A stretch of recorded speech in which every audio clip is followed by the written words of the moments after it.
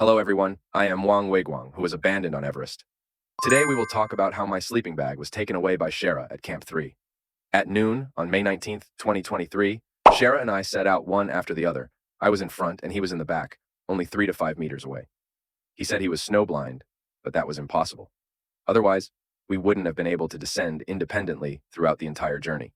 He descended independently, and I also descended independently.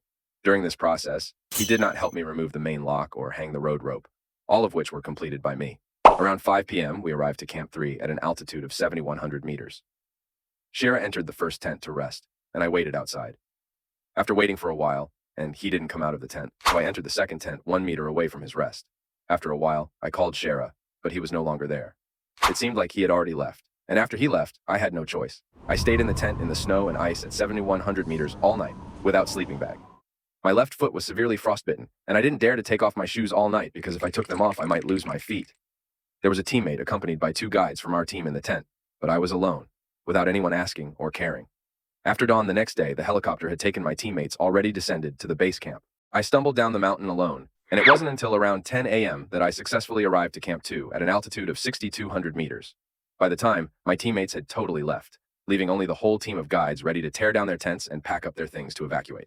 I was extremely short of water and drank up more than a pot of milk tea in one breath. I was particularly impressed by the scene when I staggered to Camp 2 of our team. A whole group of guides looked at me, and my guide Shera walked over 200 meters to greet me. I can't forget this scene. The investigation report of Asian Trekking said that because Shera was snowblind and didn't know I had entered into the tent, so he went directly to Camp 2.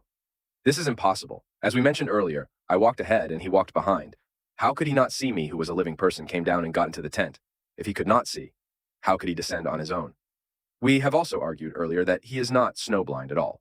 The investigation report also states that when Shera descended to Camp 2 and found out that Wang Weiguang was not inside, and Wang Weiguang was not leaving Camp 3, at the time, weren't there still 2 guides from our team next to me? They all held walkie-talkie, and Shera used his walkie-talkie to them. My left foot won't get frostbitten.